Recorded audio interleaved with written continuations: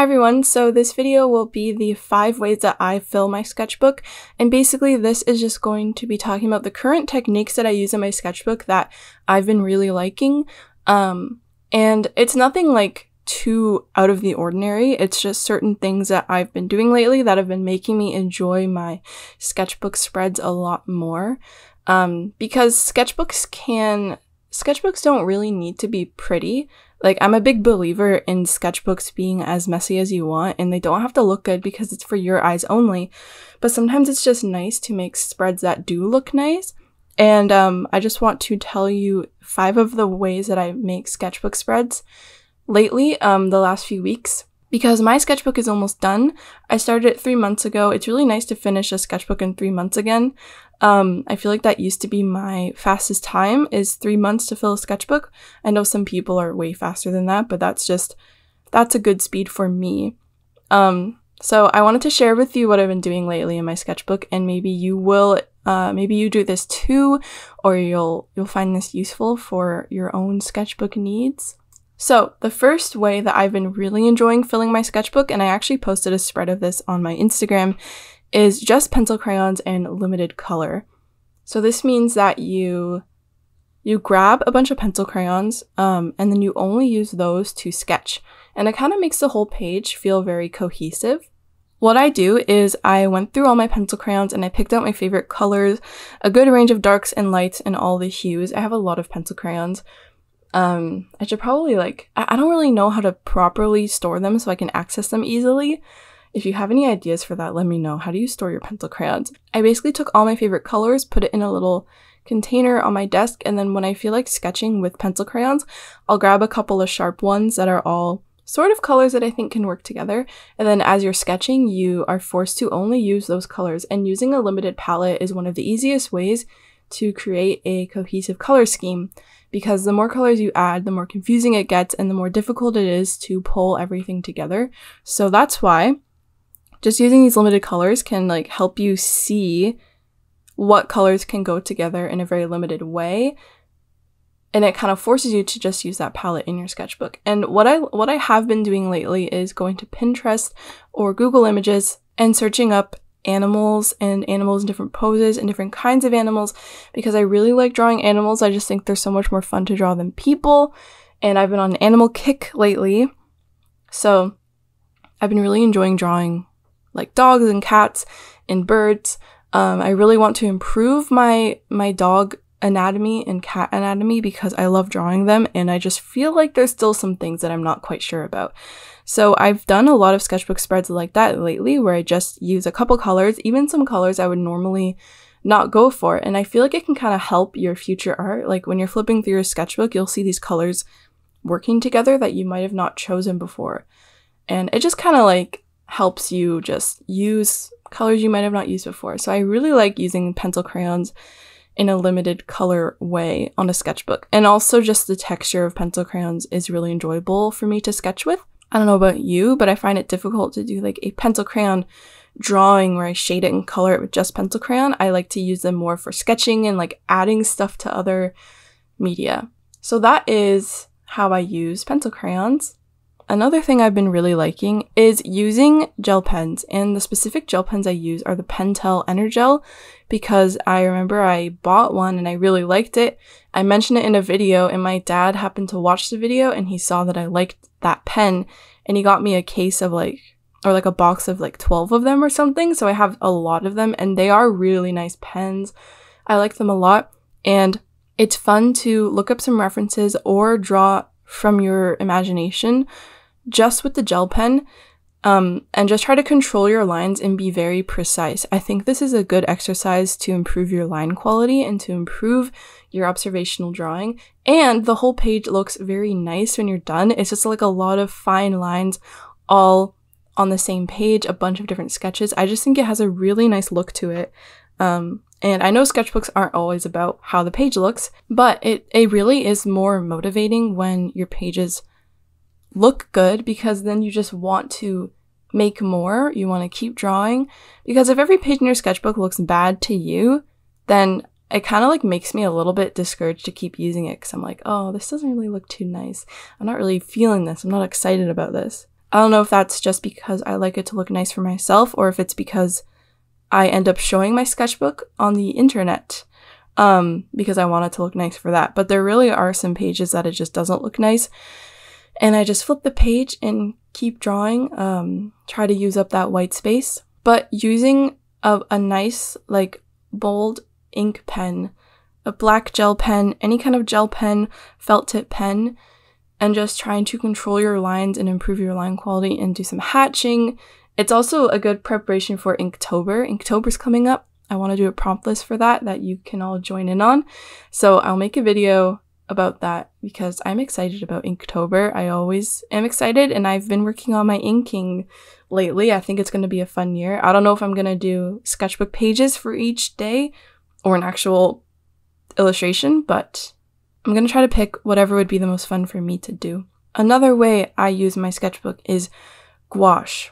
And the reason why this is its own thing and not really like mixed in with other media is because gouache is a little bit more of a commitment than the other things I mentioned so far, because you have to squeeze the paint out, you have to get a palette, water, brush, paper towel. That's a big reason why I would choose things other than gouache. But I call this one gouache fun because what I like to do is grab a pencil crayon, I sketch out the page with like a random color, and then I take my gouache and just really like get loose with it and try to use it opaque, use it like watercolor. You can even grab some watercolor for this, and just having a very flowy, fluid page where you just use gouache however you want, I think is really, really fun, because gouache reactivates. So that's why I think it's a good sketchbook medium, because it reactivates.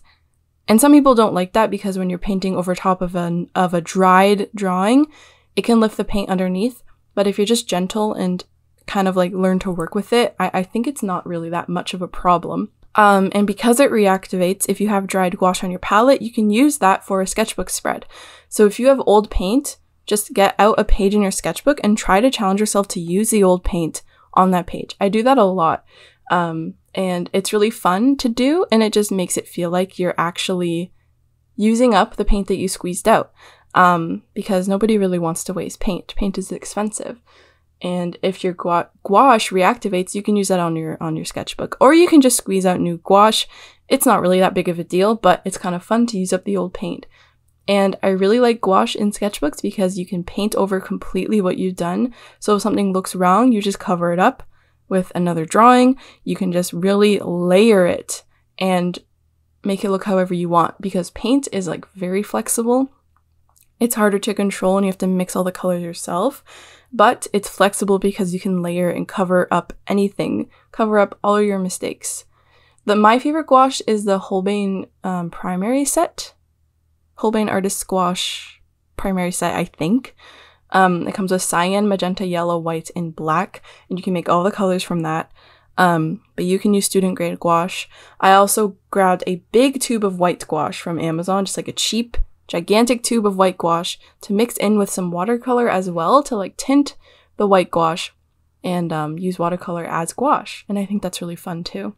Another way that I like to make sketchbook spreads is to just grab any old graphite pencil and draw whatever you want just with the pencil.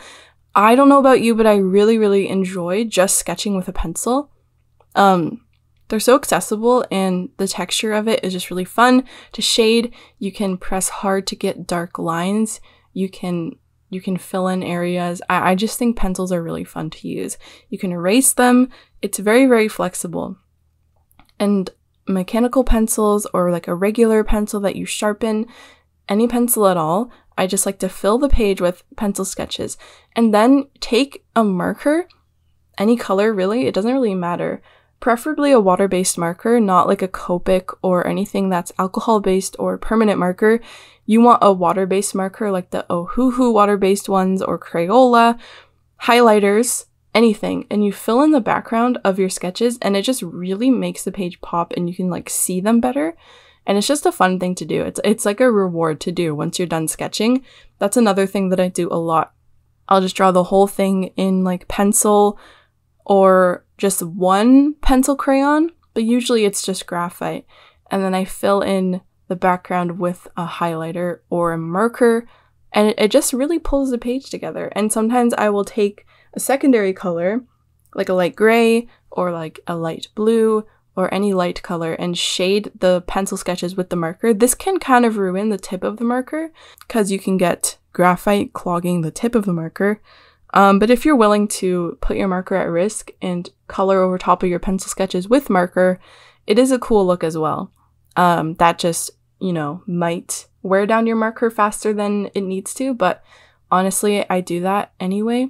It's all in the name of making art and making sketches that you like, so I don't think it's that big of a problem. But if they're expensive markers, don't do that. Don't do it with like alcohol-based markers. Like, don't go over top of graphite with Copics because you will ruin the nib.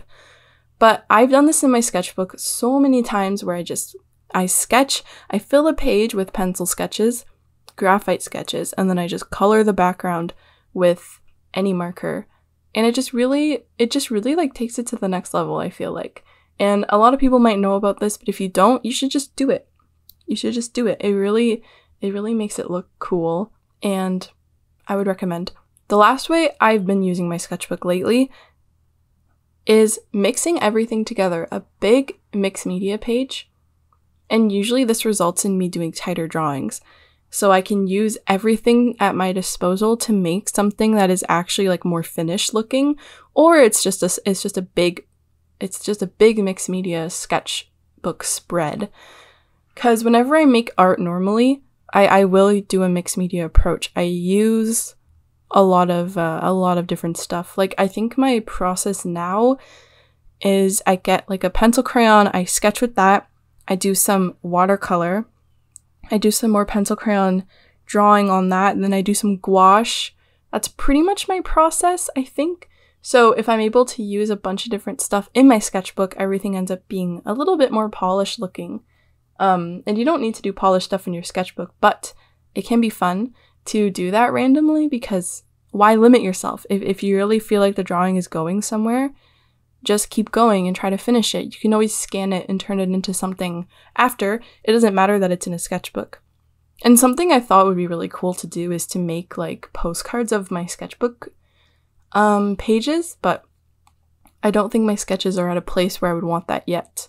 And I don't think my sketchbooks are nice enough for that, but maybe one day. I really hope you found this video interesting.